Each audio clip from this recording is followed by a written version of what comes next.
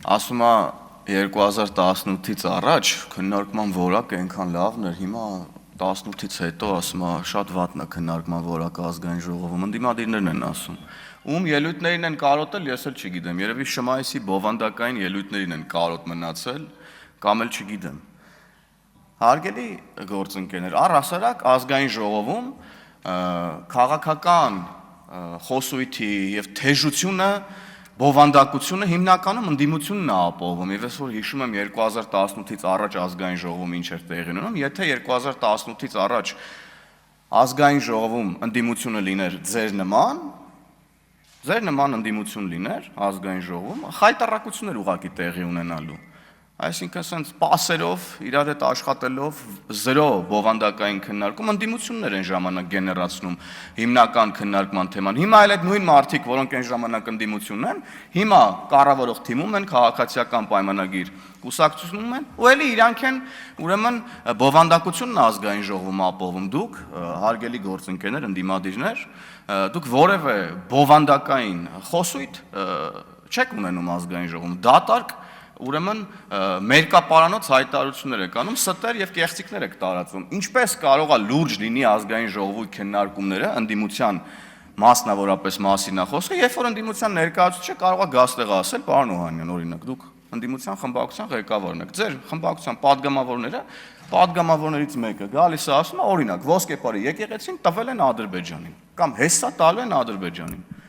Եվ վերջ, դրան չի հաջորդում մի հատ ներողություն գոնե, որ ես սխալվել եմ, ոչ մի բան, եւ մնացած այլ ստերը, մյուսը գալիս է ասում է Ծիծեռնակաբերդի ուրեմն հուշահամալիրը քանդում են։ Պարզվում է նման բան չկա եւ բնականաբար չէր էլ կարող նման բան լինել, ոչ մի ներողություն չի հաջորդում սրան, ընդհանրապես ոչ մի։ Եվ հետեւաբար էլ ինչպես պետք է ուրեմն քաղաքացիները չժղայնանան, չներվայնանան, չհոգնեն իրապես այս քննարկումներից, որոնք բնականաբար պետք է լինեն բովանդակային եւ ուղղված լինեն մեր քաղաքացիների շահերին եւ ոչ թե գիտեք դուք գաք այս ամբիոնը օգտագործեք, որ ձեր ուրեմն արած չարածները թաքցնեք, փորձեք խեղաթյուրել եւ այլն եւ այդպես շարունակ։ Դուք կյանքի հետ առնչություն չունեցող թեզերից եք այստեղ խոսում։ Ընդհանրապես դուք գալիս եք այստեղ տեքստեր եք ասում, որ իրական հողի վրա գոյություն չունեն, մարդիկ ընդհանրապես տեղյակ չեն դուք ինչի մասին եք խոսում։ Ասում է քաղաքական հետ էլի երեք էլ խոսեցինք սրա մասին, էլի եկել են ասում են ինչ որ քաղաքական հետապնդումներից են խոսում։ Ժորժ ջան, մենք եւ մեր ժողովուրդը ինչ մեղք ունի, որ ձեր բոլոր տեխնացուները հանցագործ են դուրս գալի վերջում։ Հանցագործ են դուրս գալիս, դատական վճիրներով են հանցագործ դուրս գալիս, ոչ թե քաղաքական գնահատական եմ ես հիմա հնչեցնում։ Դատական վճիրով ձեր տեխնացուները հանցագործ են։ Հանցագործ։ Դուք վարչապետի տեխնացու եք առաջադրել, ով պարզվավ հանցագործ է։ Հեղափոխության օրերին զենքեր ինչ որ ցույց տալի մարդկանց, սպառնում էր երիտասարդներին, ծեծում էին, բրաբուսներով գալիս քշում էին երիտասարդների վրա, ու այո, պետք է այդ մարդիկ գնան փտեն բանտերում։ Դուք էլ շատ լավ հասկանում եք ինչա տեղի ունենում, էլի։ Ասում եմ, այն ժամանակ քաղաքականությունը օգտագործում էիք, որ գողանայիք եւ լափեիք, հիմա էլ քաղաքականությունը փորձում եք օգտագործել, որ ձեր լափածն ու գողացածը պահեք եւ դրա համար պատասխանատվություն չկրեք։ Գաք մտնեք քաղաքական հովարի տակ եւ ասեք, տեսեք, մեզ քաղաքական հետապնդման են ենթարկում։ Ինչ քաղաքական հետապնդում, ոնց կարելի է քաղաքական հետապնդման ենթարկել Վարդանիկին օրինակ։ Ամենամեծ ցանկության դեպքում դա հնարավոր չի անել օրինակ, էլի։ Կամ Դավիթ Համբարձումյանին, Մասիսի քաղաքապետով 6 տարի 3 ամիս դատապարտվեց ձեր սիրելի վարչապետի տեխնացուն։ Ասում է հանրահավաքներից մեր մարդկանց են բերման ենթարկում, այդ հանրահավաքները օրենքի դաշտում կազմակերպեք, որ մարդկանց բերման չենթարկեն, փող եք բաժանում, գլխաքանակով մարդկանց եք հաշվում, մի կողմից եկեղեցականներին եք ստիպում գան մասնակցեն ձեր հավաքներին, Ռոբերտ Քոչարյանին ծափ տան քահանաների շորերով, խաչը վզներին բերում կանգնացնում եք հրապարակներում, ասում եք ծափ տվեք Քոչարյանին։ 37 թիվն է ասում, մի падգամավոր, ով դրանից 2 օր առաջ հանրային հեռուստաընկերության եթերում հարցազրույցի էր։ Ասենք, սրանից ավելի աբսուրդ բան հնարավոր չի, էլի, մտածել եւ ասել։ Սիրելի հայրենակիցներ, բոլորս հիշում ենք, որ 2018 թվականի ոչ բռնի թավշյա ժողովրդական հեղափոխությունից առաջ Հնարավոր չէր հանրային հեռուստաընկերության եթերում 1 րոպե անգամ եթերաժամանակ ունենալ։ Ու հələ մի հատ էլ այդ եթերաժամանակ անգամ եթե ունենար էլ որևէ մեկը, այդ եթերաժամանակի ընթացքում ինչ ուզեր խոսեր, ինչ ասեր, երկրի ղեկավարությանն էլ, տո ժողովրդին էլ անվանարկեր։ Ու եկել եք մեզ ասում եք, որ 37 թիվն է, ես դրա համար եմ ասում, ձեր խոսույթը իրականության հետ ընդհանրապես կապ չունի, դրա համար էլ դուք մաշվ է վերացե եւ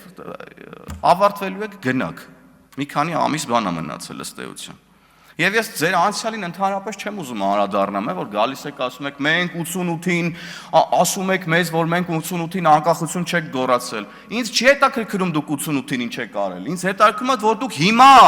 անկախություն չեք գոռում։ Դուք հիմա եք, այսօր եք դուք պայքարում Հայաստանի Հանրապետության անկախության, ինքնիշխանության եւ ժողովրդի ազատության դեմ։ Այսօր եք դուք դրա դեմ պայքարում, ինձ ընդհանրապես հետաքրքիր չի դուք 1888-ին, 1890-ին, 1891-ին, 2-ին, 3-ին ինչ եք արել կամ 1988-ին ինչ եք արել։ Ինձ դա էլ հետաքրքիր չի, ինձ հիմա հետաքրքիր է, հենց հիմա ժողովրդին հետաքրքիր է, հիմա դուք Հայաստանի Հանրապետության անկախությանը կողմ եք թե դեմ եք։ Եվ պարզվում է, որ դուք դեմ եք Հայաստանի Հանրապետության անկախությանը, որովհետև ձեր քաղաքական ղեկավար Ռոբերտ Քոչարյանը ասում է, որ Հայաստանը կարող է դառնալ միութենական պետության մաս։ Ձեր քաղաքապետի թեկնածու քաղաքապետ Վարդանիկը ասում է, կամ միութենական պետությանը կողմ ես, կամ թրքահապատակ շանորդի ես։ Այս ձեր ընկերներն են էսա ասում, ձեր ընկերները, եւ դուք եք սրա քաղաքական պատասխանատուն։ Եվ Գյումրիի մասին, երբ որ խոսում եք, ասում եք շոուներ եք արել, հավաքարարներին եք բռնում, էս եք անում, չեք մտածում այդ մարդկանց մասին, հələ մի րոպե, էլի, հələ ստոպ հələ։ Այս դուք ձեր ենթակայության տակ գտնվող մարդկանց ստիպում եք, որ գնան կանգնեն հանցագործ Վարդանիկին պաշտպանեն, ամենավերջին հայհոյանքներով ու նզովքներով մարդկանց լցնում եք փողոցները, դրդում եք, որ գնան օրենք խախտեն, այդ մարդիկ օրենքի առաջ հիմա պետքա պատասխան տակ, եկել եք ստեղ ասում եք, չեք խղճում այդ մարդկանց, դուք չեք խղճում այդ մարդկանց, որ դարձնում եք ձեր քաղաքական խարդավանքների գործիք,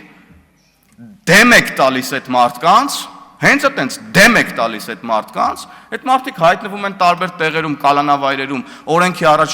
պատասխանատվություն պետքա կրեն, դուք գալիս տեղ հանգիստ ձեր համար նստում եք, ձեր ջուրն եք խմում, բան Արցախի դրոշներն եք դնում, գալիս եք ստեղ ինչ-որ պաթոսային ելույթներ եք ունենում, խիեք այդ մարդկանց ստիպել, որ գնան օրենք խախտեն, խիեք մարդկանց ստիպում, որ փող բաժանեն, մարդկանց գնան նստեն,